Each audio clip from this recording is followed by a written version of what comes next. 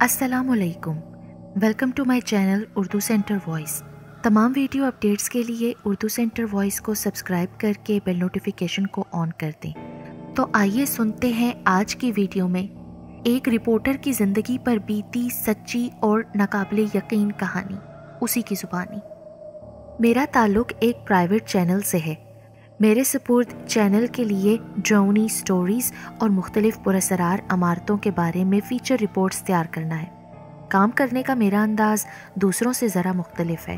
میں اپنی تحقیقی رپورٹ میں معمولی باتوں کو بھی نظر انداز نہیں کرتا۔ کام کے دوران اکثر مجھے عجیب و غریب واقعات سے بھی دوچار ہونا پڑتا ہے۔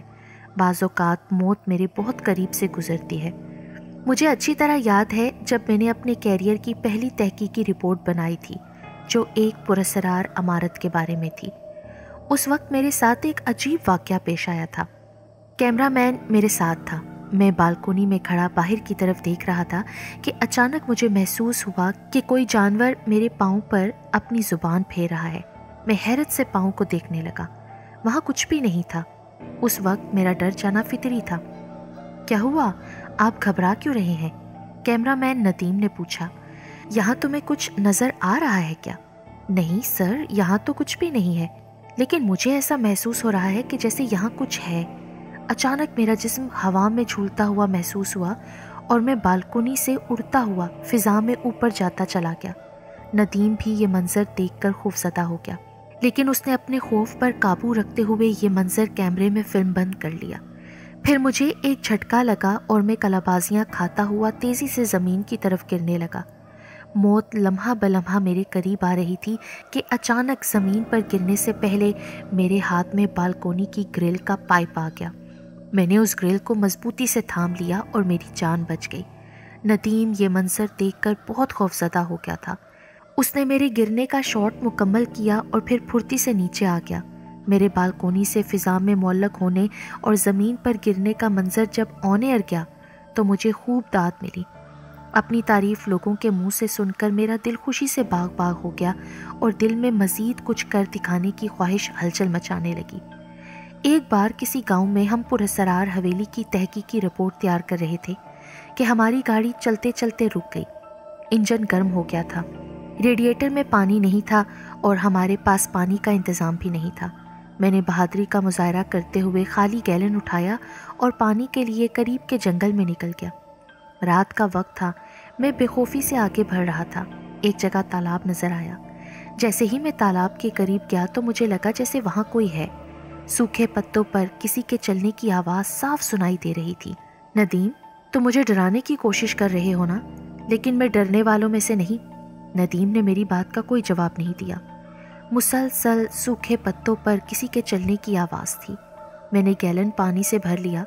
میں اب اس طرف چلنے لگا جہاں سے آواز آ رہی تھی۔ اس وقت جو منظر میرے سامنے تھا اسے دیکھ کر میری چیخ نکلتے نکلتے رہ گئی۔ ایک عجیب قسم کی مخلوق وہاں کھڑی تھی، جس کا جسم کالے ریچھ جیسا اور منہ کسی کتے کا سا تھا۔ اس کی جیسے ہی مجھ پر نظر پڑی تو وہ مجھ پر حملہ کرنے کو دوڑی۔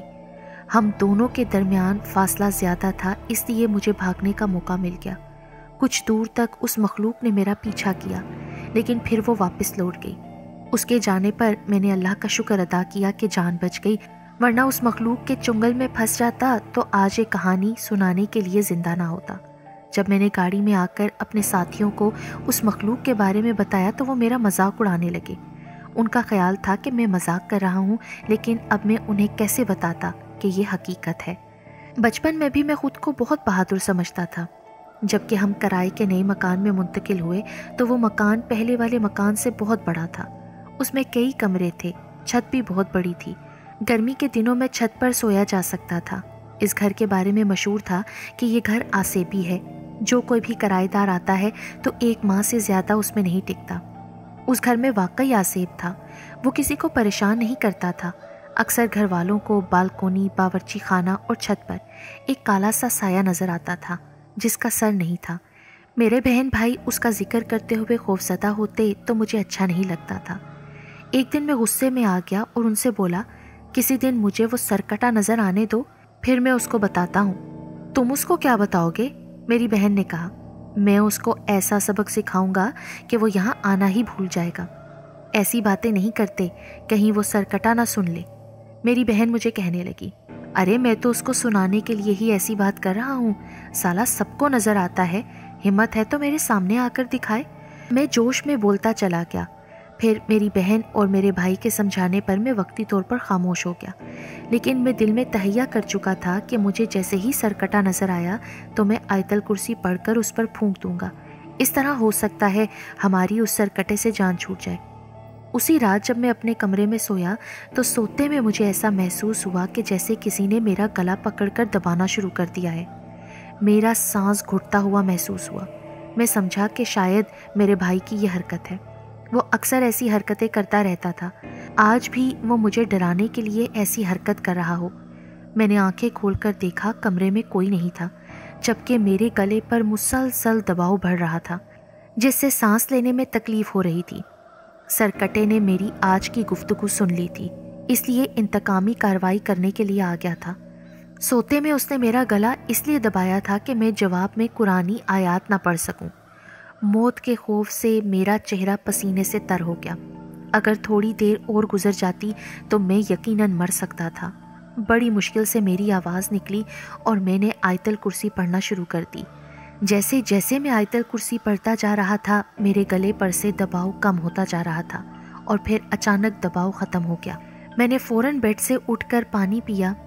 सांस बहाल होने पर सुकून का सांस लेते हुए चारों कुल पढ़कर अपने सीने पर दम किया और सो गया।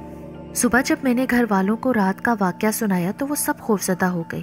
वैसे भी हम जब से यहाँ आए थे अजीबोगरीब वाकयात हो रहे थे। कभी सुबह पिंजरे में तोता मुर्दा हालत में मिलता, कभी खरगोश, कभी हमारी पालतू बिल्ली के बच्चों में से कोई एक मुर्दा हालत में मिलता था। इन बातों ने घर वालों को इस कदर खौफजदा किया कि वो घर हमने 1 महीने के अंदर ही अंदर छोड़ दिया। बचपन ही से मेरी तबीयत में शामिल था कि मुझे अजीबोगरीब वाकयात से दिलचस्पी थी। इसी शौक के बायस मैंने सहाफ़ती कैरियर में ऐसे प्रोग्राम करना पसंद किया था। हर हफ्ते मेरी तहकीकी रिपोर्ट्स पर मबनी चीज़ें चैनल से टेलीकास्ट होती थीं। मेरा घरेलू मुलाजिम शफ़ी मोहम्मद मुझे एक अरसे से कह रहा था कि मैं उनके गांव में वाक़ई बड़ी सी पुरअसरार हवेली के बारे में एक फ़ीचर रिपोर्ट तैयार करूं।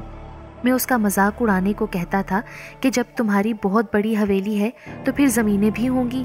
तो वो कहता, हाँ जी बिल्कुल है। वो तुम्हारी जब इतनी बड़ी जायदाद है तो फिर मेरे पास नौकरी क्यों कर रहे हो? गांव में जाकर अपनी ज़मीनों की देखभाल करो। साहब, मेरा बहुत दिल करता है कि ज़मीनों की देखभाल करूं, लेकिन मेरे वालिद ने मरते वक्त सख्त अल्फाज में कहा था कि ज़िंदगी में कभी भूल कर भी गाँव का रुख ना करना। पता नहीं उनके दिल में गाँव का क्या खौफ बैठ गया था। मेरी माँ भी मुझे गाँव जाने नहीं देती, तो फिर मैं किस तरह तुम्हारी पुरअसरार हवेली के बारे में फ़ीचर रिपोर्ट तैयार कर सकूँगा?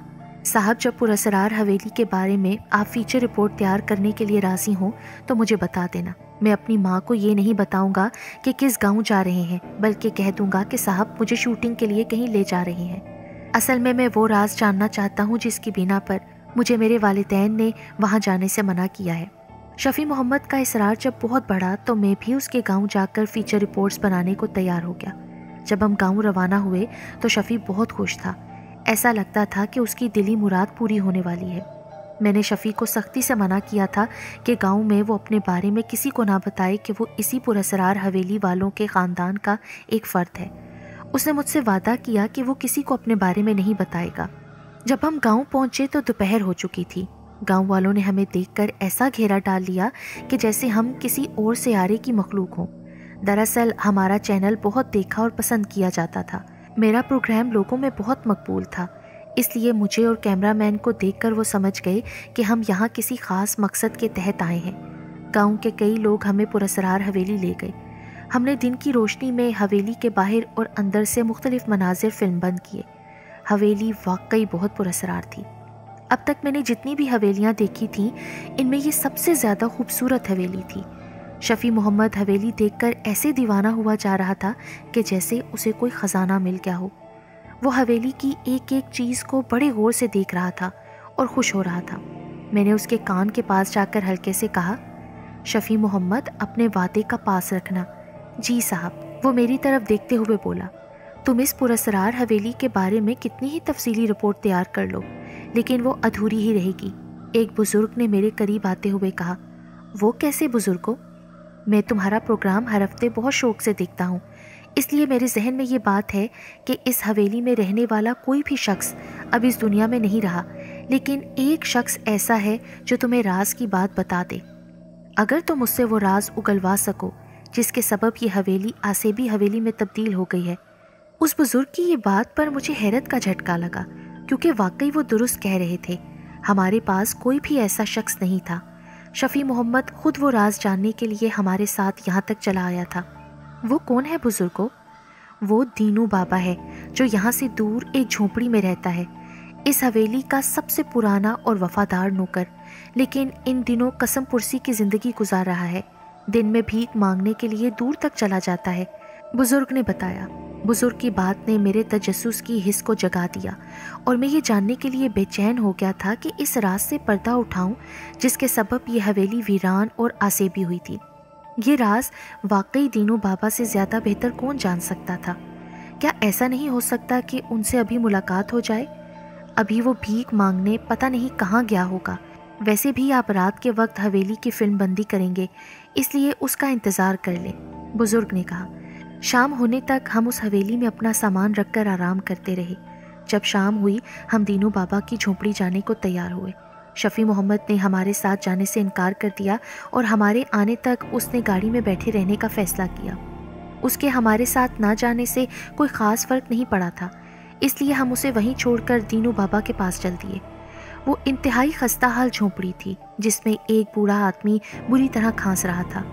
وہ ہمیں دیکھ کر پہلے پریشان ہو گیا، پھر جب ہم نے اپنی آمد کا مقصد بتایا تو وہ خوفزدہ ہو گیا۔ ارے کیوں گڑے مردے اکھاڑتے ہو؟ چھوڑو، جو ہو گیا سو ہو گیا۔ ندیم میرے کہنے سے پہلے ہی کیمرہ آن کر چکا تھا۔ بابا ہم چاہتے ہیں کہ لوگوں کو ٹی وی چینل کے ذریعے پتہ چلے کہ یہ حویلی پراسرار کیوں ہے اور اس کے رہنے والوں کے ساتھ کیا بیتی۔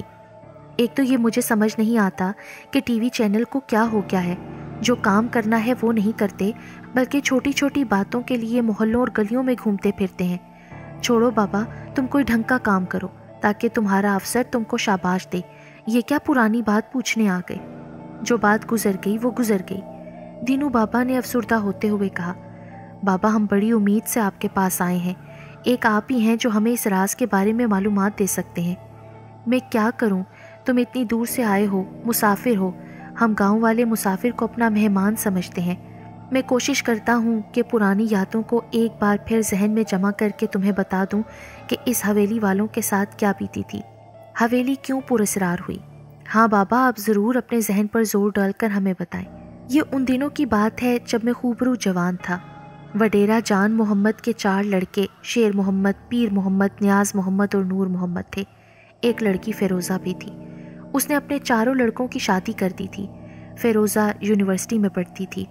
وڈیرا جان محمد کی خواہش تھی کہ فیروزہ اپنی تعلیم مکمل کر لے تاکہ وہ اس کی بھی شادی کسی اچھے خاندان میں کر دے۔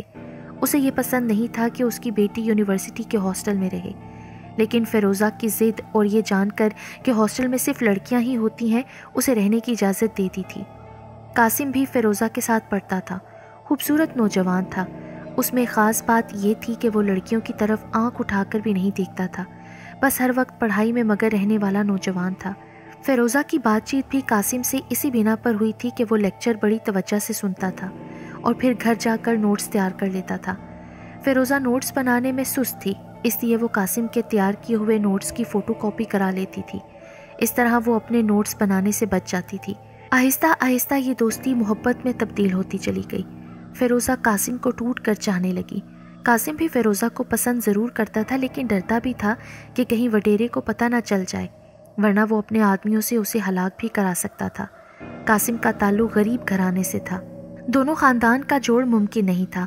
قاسم اکثر فیروزہ کو سمجھاتا کہ ہم دونوں اچھے دوست ہی رہ سکتے ہیں، اس لیے آگے بڑھنے میں ہم دونوں کو جان کا خطرہ ہے۔ فیروزہ ضدی قسم کی لڑکی تھی، بچپن سے وہ اپنی بات منواتی آئی تھی اور اس کے ذہن میں یہی بات تھی کہ اپنے باپ سے ضد کر کے قاسم سے شادی رچا لے گی۔ میں وڈیرا جان محمد کے حکم پر یونیورسٹی جا کر فیروزہ سے ملاقات کر کے خرچے کے لیے رقم اور جو چیزیں وہ منگواتی دے کر چلا آتا تھا۔ اکثر میری ملاقات فیروزہ سے ہوتی تو قاسم بھی اس کے ساتھ ہوتا۔ فیروزہ جیسے ہی کسی سہیلی کے پاس جاتی، قاسم اس کی غیر موجودگی کا فائدہ اٹھا کر مجھے کہتا کہ فیروزہ آگ اور پانی کا کھیل کھیل رہی ہے، تم اس کو سمجھاؤ کہ مجھے حاصل کرنے کا خیال دل سے نکال دے۔ وڈیرا جان محمد بھی اس رشتے پر تیار نہیں ہوگا، ممکن ہے کہ میری جان کا دشمن ہو جائے۔ میں اس کو سمجھاتا کہ تم فکر نہ کرو، ایسی نوبت نہیں آئے گی۔ میرے ذہن میں یہ بات ہے کہ فیروزہ وڈیرا جان محمد کی کمزوری ہے، اگر اس نے قاسم سے شادی کرنے کی ضد کی تو وہ ہرگز انکار نہیں کرے گا اور اس رشتے پر تیار ہو جائے گا۔ قاسم ایک خوبصورت نوجوان تھا، تعلیم حاصل کر کے ایک دن اسے ڈاکٹر بن جانا تھا، اس کا مستقبل روشن تھا۔ دن گزرتے رہے اور فیروزہ کی محبت میں شدت بڑھتی رہی۔ قاسم بھی خوش تھا، اس کے والدین نے جو خواب دیکھا تھا اس کی تکمیل جلد ہونے والی تھی۔ پھر ایک دن فیروزہ اور قاسم دونوں ڈاکٹر بن گئے۔ ڈاکٹر بننے پر وہ دونوں ایک دوسرے سے دور ہو گئے۔ قاسم شہر میں اور فیروزہ گاؤں میں تھی۔ قاسم کے بغیر فیروزہ کا گاؤں میں دل نہیں لگتا تھا۔ اس نے وڈیرا جان محمد سے شہر میں کلینک کھولنے کی اجازت مانگی تو وڈیرے نے صاف انکار کرتے ہوئے اسے بتایا کہ اس نے وڈیرے رحیم بخش کے بیٹے مولا بخش سے اس کی شادی کرنے کی بات پکی کر دی ہے، جلد ہی وہ باقاعدہ منگنی کی رسم ادا کرنے والے ہیں۔ فیروزہ کو مولا بخش بالکل بھی پسند نہیں تھا، اس لیے اس کا احتجاج کرنا فطری رد عمل تھا۔ فیروزہ نے اس رشتے پر اعتراض کرتے ہوئے قاسم سے شادی کی خواہش ظاہر کر دی۔ وڈیرا جان محمد اپنی بیٹی سے اپنی پسند کی شادی پر بھڑک اٹھا اور اس کو باہر نکلنے پر پابندی لگا دی۔ اس نے وڈیرے رحیم کو منگنی کی رسم جلد ادا کرنے کو کہا۔ وڈیرا رحیم بخش بھی یہی چاہتا تھا کہ جلد سے جلد منگنی کی رسم ادا ہو جائے۔ دونوں طرف منگنی کی رسم کی تیاریاں زور و شور سے ہونے لگیں۔ یہ کہتے ہوئے دینو بابا کچھ دیر کو خاموش ہو گیا۔ میں اور میرے ساتھی غور سے دینو بابا کو دیکھ رہے تھے۔ وہ مسکرایا، پانی کا گلاس پی کر ہم سے دوبارہ مخاطب ہوا۔ اس روز میں کسی کام سے حویلی کے کمرے میں گیا تھا۔ مجھے ایسا محسوس ہوا فیروزہ کسی سے بات کر رہی ہے۔ کمرے کی کھڑکی کھلے ہونے کی بنا پر برابر کے کمرے سے فیروزہ کی آواز صاف سنائی دے رہی تھی۔ وہ کہہ رہی تھی، قاسم تمہیں ہر حالت میں آنا ہے ورنہ میں زہر کھا کر خودکشی کر لوں گی اور اس کی ساری ذمہ داری تم پر ہوگی۔ میں کچھ نہیں جانتی، تمہیں کار لے کر آنا ہے، میں اپنے سامان کا بیگ تیار رکھوں گی۔ ایک بار ہماری شادی ہو جائے پھر بابا خود ہی مان جائیں گے۔ یہ کہتے ہوئے اس نے فون بند کر دیا۔ فون کر کے وہ جیسے ہی اس کمرے سے باہر جانے لگی، کھڑکی سے اس کی نظر مجھ پر پڑی۔ وہ بری طرح چونکی اور پھر کھڑکی میں منہ کر کے بولی، دینو تم نے کچھ نہیں سنا، یہ دماغ میں رکھ لو۔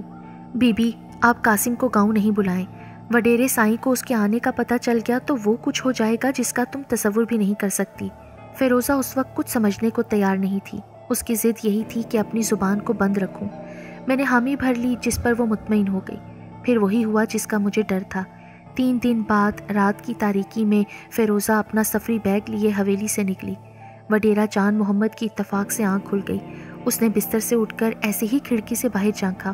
فیروزہ حویلی کا باہر کا گیٹ کھول کر جا رہی تھی۔ وڈیرے جان محمد کو حیرت کا جھٹکا لگا، لیکن اس کے ذہن میں اور ہی بات تھی، اس لیے کوئی شور شرابہ نہ کیا۔ وہ خاموشی سے کمرے سے نکلا، حویلی کے پہرے داروں کو جگا کر اپنے ساتھ لیا اور خاموشی سے فیروزہ کا پیچھا کرنے لگا۔ وہ پیچھا اس خاموشی سے کر رہے تھے کہ فیروزہ کو ذرا بھی شک نہ ہوا۔ وہ خاموشی سے آگے بڑھتے ہی جا رہی تھی۔ قاسم اس کو کچھ فاصلے پر نظر آیا۔ وہ لپک کر اس کے پاس پہنچی۔ کیا کار نہیں لائے؟ اب ہم کیسے شہر جائیں گے؟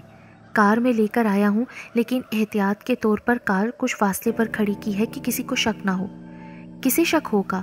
پوری بستی کے لوگ سو رہے ہیں، کسی کو کانوں کان بھی پتہ نہیں چلے گا اور ہم گاؤں سے فرار ہو جائیں گے۔ فیروزہ ایک بار پھر سوچ لو، کل کہیں تمہیں پچھتانا نہ پڑے۔ ہمارے اس اقدام سے تم اپنے خاندان سے ہمیشہ کے لیے کٹ جاؤ گی۔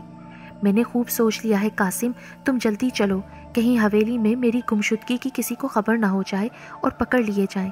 جواب میں قاسم نے بھی قدم آگے بڑھائے، لیکن ان کے قدم رک گئے۔ وہ چاروں طرف سے گھیر لیے گئے تھے، ان پر بندوقیں تنی ہوئی تھیں۔ خوف سے دونوں کے چہرے فک ہو گئے تھے۔ ان کے وہم و گمان میں بھی نہیں تھا کہ اس طرح پکڑے جائیں گے۔ فیروزہ کو وڈیرا جان محمد پکڑ کر حویلی کے اندر لے گیا، جبکہ قاسم کو حویلی کے ستون سے باندھ دیا گیا۔ صبح ہونے پر وڈیرا جان محمد کو قاسم نے صاف صاف بتا دیا تھا کہ اس کا ارادہ فیروزہ کو لے جانے کا نہیں تھا اور وہ فیروزہ کو اپنی جان دینے کی دھمکی پر مجبور ہو کر گاؤں سے لینے آیا تھا۔ وڈیرے کو بہت غصہ تھا، اسے اپنی بیٹی فیروزہ سے اس طرح کی حرکت کی بالکل توقع نہ تھی۔ قاسم بے قصور تھا، لیکن وہ حویلی کی دوسری لڑکیوں کو ایسا سبق سکھانا چاہتے تھے کہ وہ بھی مستقبل میں ایسا کوئی قدم نہ اٹھا سکیں۔ اس واقعے سے نصیحت پکڑیں۔ ایک دن وڈیرے جان محمد نے حویلی کے میدان میں قاسم کے ہاتھ پاؤں رسیوں سے باندھ کر ڈال دیے۔ حویلی کے مرد اور عورتوں کو بھی میدان سے کچھ فاصلے پر کرسیاں ڈال کر بٹھایا گیا۔ سب حیرت زدہ تھے کہ دیکھیں وڈیرا کیا کرتا ہے۔ وڈیرے نے جیسے ہی اپنے ہاتھ کا اشارے سے ملازم کو حکم دیا تو اس نے 2 دن کے بھوکے کتے قاسم کے جسم پر چھوڑ دیے۔ وہ قاسم پر ایسے لپکے جیسے شکار پر لپکتے ہیں۔ کتوں نے قاسم کے جسم میں اپنے خون خوار دانت پیوست کر دیے۔ قاسم کتوں کے حملے سے بوکھلا گیا۔ وہ چیخو پکار کرتا رہا، لیکن اس کی چیخو پکار سننے کو کوئی بھی تیار نہ تھا۔ چیختے چلاتے وہ بے دم سا ہونے لگا۔ اس کے جسم سے گوشت نوچ نوچ کر کتے کھا رہے تھے۔ حویلی کے سبھی لوگ ایک انسان کو کتوں کی خوراک بنتا دیکھ رہے تھے، لیکن کسی کی بھی ہمت نہیں ہو رہی تھی کہ وہ کتوں سے قاسم کی جان بخشی کرا سکے۔ وہ سب سکتے کی حالت میں تھے۔ کسی کو بھی وڈیرے سے اس قسم کی امید نہیں تھی۔ وڈیرے، تو نے جان بوجھ کر مجھے بے قصور کتوں کی خوراک بنا دیا ہے، لیکن مرنے کے بعد بھی میری روح تجھ سے انتقام لے گی۔ اس حویلی کے ایک ایک فرد سے انتقام لے گی، کیونکہ سب نے مجھے کتوں کی خوراک بنتے دیکھا ہے، لیکن کسی نے بھی مجھے ان سے چھڑایا نہیں، قاسم نے چلاتے ہوئے کہا۔ وڈیرے نے زوردار کہکا لگایا اور اسے مخاطب کرتے ہوئے بولا، تو انتقام لے گا؟ تو اپنی جان بھی نہیں بچا سکتا، ہم سے کیا خاک انتقام لے گا؟ میں نہیں، میری روح تجھ سے انتقام لے گی۔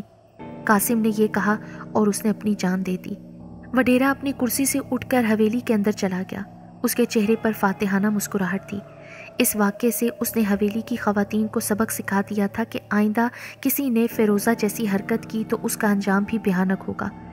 قاسم کے مرنے کے بعد ابھی 1 ہفتہ بھی نہیں گزرا تھا کہ حویلی میں رات کے وقت پراسرار قسم کی آوازیں آنے لگیں۔ رات کے سناٹے میں وہ آوازیں کمزور دل کے مالک کو ڈرا دینے کے لیے کافی تھیں۔ ایک رات وڈیرے جان محمد کا بڑا بیٹا اچھا بھلا سویا تھا کہ صبح ہونے پر بستر پر مردہ حالت میں پایا گیا۔ ابھی اس کا انتقال ہوئے 3 دن ہی ہوئے تھے کہ چوتھے روز دوسرا بیٹا پیر محمد بھی بستر پر مردہ حالت میں پایا گیا، اور 2 اموات نے گھر بھر کے افراد کو ہلا کر رکھ دیا۔ 1 ہفتہ سکون سے گزرا تھا کہ وڈیرے کا تیسرا بیٹا نیاز محمد بھی اپنے بستر پر مردہ حالت میں پایا گیا۔ وڈیرا جان محمد اس واقعے پر ہل کر رہ گیا۔ چوتھے بیٹے نور محمد پر ایسا خوف طاری ہوا کہ وہ اپنی بیوی اور بیٹے سمیت حویلی سے کسی کو بتائے بغیر غائب ہو گیا۔ وڈیرے جان محمد کی بھی سمجھ میں کچھ نہیں آ رہا تھا کہ وہ کیا کرے۔ سوچتے سوچتے اس کے ذہن میں یہی بات آئی کہ کسی عامل سے اس کا سہارا لینا چاہیے۔ زندگی بھر وہ جادو ٹونے سے دور رہا تھا، لیکن اب جادو ٹونے کا سہارا لینا اس کی مجبوری بن گئی تھی۔ صبح کے وقت وڈیرے نے مجھے بلا کر کہا، دینو، تم نے عامل نوید شاہ کے آستانہ دیکھا ہے نا؟ وہ گاؤں سے کچھ فاصلے پر ہے۔ تم جلدی سے میرے ساتھ چلو، ہمیں ابھی اور اسی وقت عامل نوید شاہ کے پاس چلنا چاہیے۔ ابھی میں اور وڈیرا تھوڑا آگے ہی بڑھے تھے کہ کوئی بھاگتا ہوا آیا۔ سائیں، ادیدی فیروزہ کو پتہ نہیں کیا ہو گیا ہے، وہ درد سے بری طرح چلا رہی ہے، ایک نوکرانی نے آ کر بتایا۔ وڈیرا الٹے قدموں حویلی میں دوڑا۔ واقعی فیروزہ بے آب مچھلی کی طرح زمین پر اچھل رہی تھی۔ تکلیف اس سے برداشت نہیں ہو رہی تھی۔ فیروزہ کو فوری طور پر شہر کے اسپتال لے جانے کی تیاریاں شروع کی جا رہی تھیں کہ اس نے دم توڑ دیا۔ فیروزہ سے وڈیرے کو بہت محبت تھی۔ فیروزہ کی موت پر وڈیرے کی حالت پاگلوں کی سی ہو گئی تھی۔ سوئم والے دن جب حویلی کے میدان میں گاؤں کے لوگ بیٹھے تھے، اچانک حویلی کے ایک کمرے کی گیلری سے وڈیرے جان محمد کی بیوی دھڑام سے نیچے گری اور اس وقت اس نے اپنا دم توڑ دیا۔ وہ ابھی بیٹی کا صدمہ نہیں بھول پایا تھا کہ بیوی بھی ساتھ چھوڑ گئی تھی۔ وڈیرے نے کئی بار عامل نوید شاہ سے مدد لینا چاہی، لیکن کوئی نہ کوئی ایسا مسئلہ آ جاتا کہ وہ اس کے پاس نہیں جا پاتا تھا۔ الغرض وڈیرے کے تینوں بیٹوں کی بیویاں اور ان کے بچے ایک ایک کر کے وڈیرے جان محمد کے سامنے دم توڑ گئے۔ وہ انہیں بالکل نہ بچا پایا۔ لگاتار صدمے ملنے پر وڈیرا جان محمد اپنے حواس کھو بیٹھا اور گاؤں میں پاگلوں جیسی حرکتیں کرتا پھرتا تھا۔ دن بھر پھٹے پرانے کپڑے پہننے، مٹی اور دھول میں کھیلتا رہتا۔ گاؤں کے بچوں کو اچھی تفریح مل گئی تھی۔ اسے دیکھ کر وہ پاگل پاگل کے نعرے لگاتے۔ جواب میں وڈیرا جان محمد زور زور سے ہنستا ہوا انہیں پتھر مارنے کو دوڑتا۔ اپنے پیچھے آتا دیکھ کر بچے رفو چکر ہو جاتے۔ ایک دن وڈیرا جان محمد کی لاش حویلی کے مین گیٹ کے پاس سے ملی۔ ایسا لگتا تھا جیسے کسی خون خوار جانور نے اس پر حملہ کر کے ہلاک کیا ہے۔ وڈیرے جان محمد کی ہلاکت کے بعد سے یہ حویلی ویران ہے۔ کوئی رات تو دور، دن میں بھی اس حویلی میں جانے سے کتراتا ہے۔ دینو بابا یہ سب بتانے کے بعد خاموش ہو گیا۔ حویلی کے بارے میں اتنی سنسنی خیز انکشافات سن کر مجھے تشویش پیدا ہو گئی کہ کہیں واقعی شفیع محمد کا تعلق بھی وڈیرے جان محمد کے خاندان سے نہ ہو۔ ایسا ہونے کی صورت میں ہمیں اسے ہر ممکن بچانا تھا۔ میں اپنے ساتھیوں کے ساتھ حویلی پہنچا۔ ہماری کار حویلی کے باہر موجود تھی، لیکن شفیع محمد کار میں موجود نہیں تھا۔ کار میں اس کا نہ ہونے کا مطلب یہی تھا کہ وہ ضرور حویلی کے اندر ہوگا۔ مجھے بدحواسی کی حالت میں حویلی میں داخل ہوتا دیکھ کر ندیم چونکا۔ کیا ہوا؟ تم سب میرے پیچھے آؤ۔ مجھے گھبرایا ہوا دیکھ کر وہ بھی میرے پیچھے لپکے۔ شفیع محمد کی وہاں غیر موجودگی ظاہر کر رہی تھی کہ وہ حویلی کے کس کمرے میں کیا ہے۔ میں نے اسے آواز دی، لیکن جواب میں میری آواز پلٹ کر آ گئی۔ شفیع محمد کی آواز سنائی نہ دینے پر مجھے سخت تشویش ہو رہی تھی۔ گھبراہٹ سے میرے چہرے پر پسینے آ گئے۔ میں بھاگتا ہوا حویلی کے اندر مختلف کمروں میں شفیع محمد کو تلاش کر رہا تھا۔ اچانک ایک کمرے میں شفیع محمد نظر آ گیا۔ وہ اطمینان سے ایک پلنگ پر لیٹا ہوا تھا۔ مجھے بہت غصہ آیا۔ ہم اس کے لیے پریشان ہو رہے ہیں اور یہ دیکھو کتنے مزے سے پلنگ پر سو رہا ہے۔ شفیع محمد، یہ کیا حرکت ہے؟ میں زور سے چیخا۔ میرے چیخنے پر بھی اسے کچھ اثر نہیں ہوا۔ میں غصے میں بھر کر جیسے ہی کمرے میں داخل ہوا، میری نظر فرش پر پڑی۔ فرش پر خون ہی خون پڑا تھا۔ وہ منظر دیکھ کر میں نے جب غور سے شفیع محمد کی طرف دیکھا تو لرز کر رہ گیا۔ شفیع محمد کے دل کے مقام پر ایک تیز دھار خنجر گھسا ہوا تھا جس سے خون بہہ رہا تھا۔ قاسم کی روح نے آج بھی شفیع محمد کو موت کی نیند سلا کر ثابت کر دیا تھا کہ اس نے وڈیرے جان محمد کو بدلہ لینے کا چیلنج دیا تھا، جو اس نے پورا کر دیا۔